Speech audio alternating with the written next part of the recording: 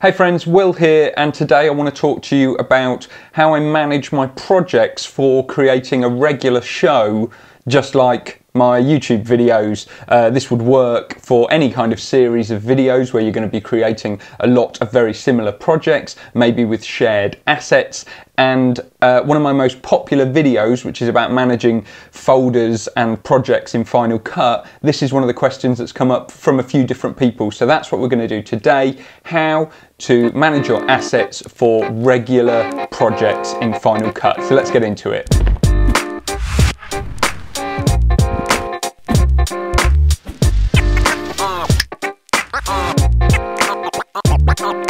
So yeah, as I said in the intro just there, this is a question that's come up a few times from a few different people who are creating kind of regular shows, whether that be on YouTube or whether it be kind of branded content for websites and that sort of thing. And I found this to be a bit of a time saver for me. It's not been an easy process to come up with this. It's taken me a little bit of back and forth, but I've kind of settled on this process and it seems to work pretty well for me now.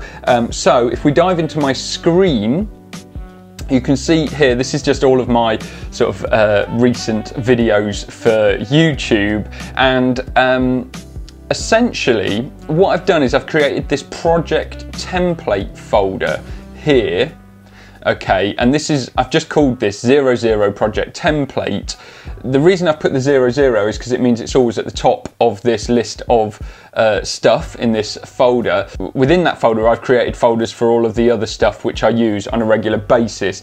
If you haven't watched my other video about organising footage, folders and events in Final Cut, probably go and watch that now. It's okay, I'll wait.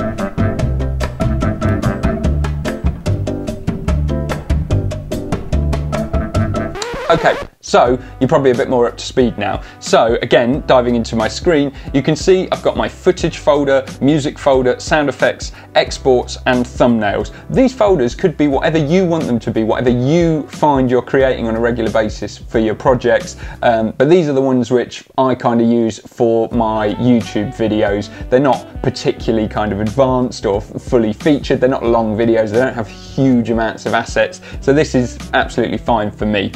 I've numbered these kind of in the order that I use them, and because I've added those numbers again, it just keeps them nicely in order, and it means all my projects have a similar file layout, which just makes life easier, really.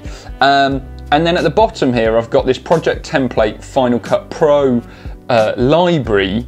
So if I just open up this project template library, I'll show you what's in here. Really simple. All I've done is create the library, and then inside it, I have created my footage event as per my other video, and in there I've dragged in this assets folder, which is basically just my intro and my outro.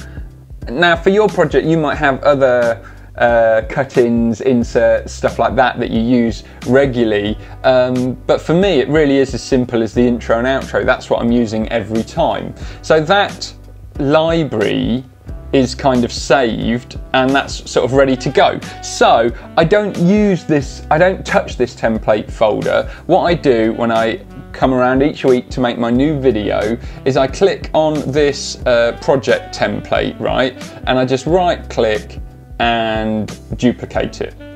And then it's going to rename it there with copy. So I'm just going to click enter and I'm going to rename it. So I use this episode numbering system for mine. You may prefer to use date or whatever that might be. So in this case, I'm just going to call this 43 dash Final Cut Pro X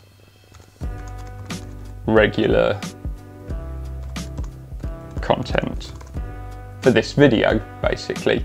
Okay, so before I click enter on that, I do Command All and just copy that name, Command C, so that it's on my clipboard. Then I click enter, it renames it and it puts it down here. Then I jump into that folder, I select everything in here like so, and you can also use Command A to select everything in there. Then I right click on that and I say rename 6 items, and in here I just put, I paste in that title and I choose add text after name.